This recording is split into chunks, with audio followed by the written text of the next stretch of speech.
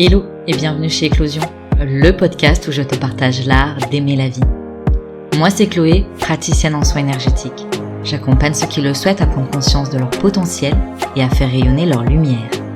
Ici, je te propose des pistes et sujets de réflexion pour éclore à toi-même et faire éclore tes projets et aspirations. Si tu souhaites faire le plein de bonnes vibes, d'inspiration et de motivation, compte jusqu'à 3 et ensemble, on y va.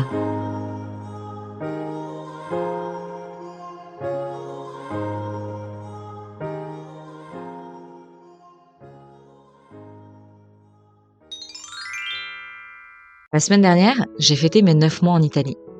Alors pour toi, c'est la semaine dernière. Pour moi, là tout de suite, c'est la semaine prochaine. Ça peut paraître un peu dénué de sens de fêter les 6, 9 mois, 1 an du début d'une aventure. Mais je m'en fiche un peu parce que pour moi, ça compte. Et puis 9 mois, c'est le temps d'une grossesse. Donc t'as pris à la naissance. Comme par magie, par ici, tous les projets prennent vie. Corps, matière. Ça a commencé quand j'ai posé mes valises comme la formation des organes vitaux. Et la suite qui se développe comme une évidence. Bref, on n'est pas là pour raconter ma vie, enfin un peu, mais pas comme ça. Aujourd'hui, pour l'occasion de mes 9 mois en Italie, j'avais envie de partager avec toi quelques petites choses que j'ai apprises durant cette aventure. La première, c'est que on a beau avoir des plans pour nos vies, ça se déroule pas toujours comme on l'a prévu. On nous pousse à faire des projets, à avoir des objectifs, si bien que quand on sort de ce schéma, on a l'impression d'être à part. Cette aventure m'a montré qu'on pouvait partir sans objectif, vivre sans savoir où on va. On peut marcher au gré du hasard, au rythme des battements de notre cœur, comme j'aime tant dire, pour finalement un jour se retourner et se rendre compte qu'on a quand même tracé notre chemin, même si on l'avait pas prévu d'avance. Tu vois ce que je veux dire ? Genre, c'est pas grave de pas avoir de plan, de pas savoir où nous mènent nos pas.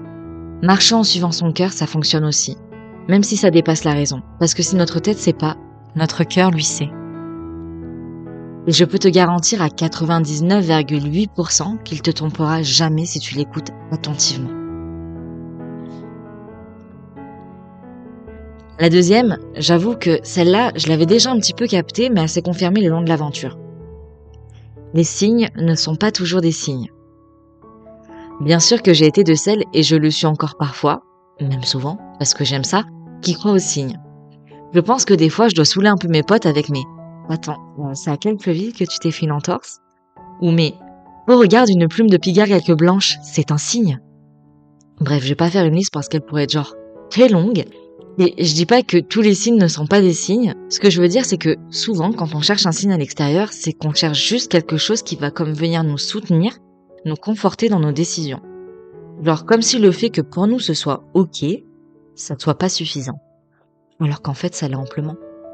T'inquiète pas que si tu te plantes, la vie elle sera trop toquée, avec des signes qui te trompent pas.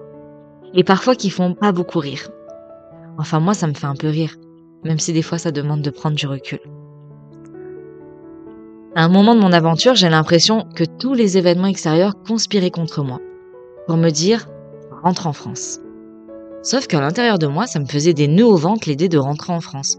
Et quand je pensais vivre en Italie, j'étais en mode, oui, c'est ça qui vivra en moi.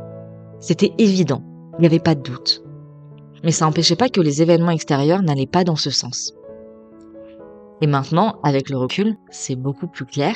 C'est que oui, l'Italie c'était ok, mais l'endroit où j'étais à ce moment-là, c'était pas ça. Genre, il y avait un autre endroit qui m'attendait, c'est là où je suis actuellement. Et depuis que je suis là, tout s'emboîte parfaitement. Donc, suivons les signes, mais pas aveuglément. Suivons notre cœur avant tout. Enfin, si tu veux, parce que je suis pas là pour te dire comment faire ta vie. Pour ce qui est des signes exprimés par le corps, je pense que ça fera l'objet d'un autre épisode, parce que sinon ça serait un petit peu trop long. Troisième et dernière chose que j'ai envie de te partager dans cet épisode, c'est que peu importe ce que tu fais actuellement, peu importe si tu as des périodes où tu te sens perdu, où tu te sens en marge du reste du monde, suis toujours ton cœur. Ouais, c'est la suite logique du point 2, mais c'est tellement essentiel. Genre ça paraît tellement fleur bleue comme phrase, presque banale à dire.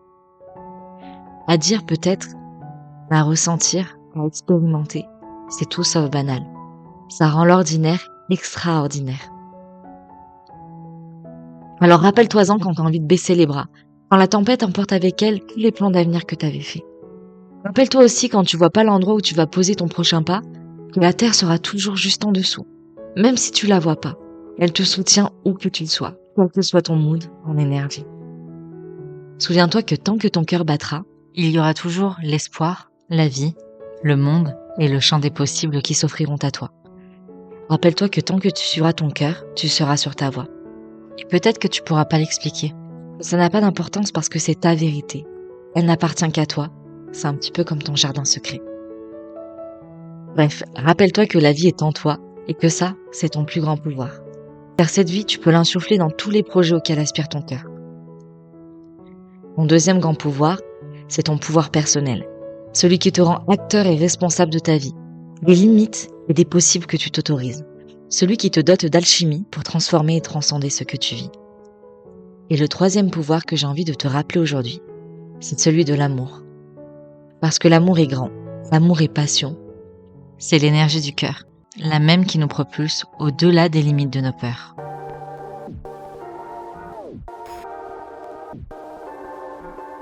Et voilà, c'est déjà la fin de cet épisode, j'espère qu'il t'aura plu et surtout qu'il t'aura inspiré. Si tu souhaites découvrir un peu plus de mon univers ou prolonger l'aventure, tu peux t'abonner à mon compte Instagram eclos.si.ion. Je sais, c'est pas le nom le plus simple, du coup tu peux aussi le retrouver dans la barre de description. Dans tous les cas, on se donne rendez-vous la semaine prochaine pour un nouvel épisode et d'ici là, je te souhaite une belle semaine et t'envoie full love sur ton joli cœur de doué. Prends soin de toi.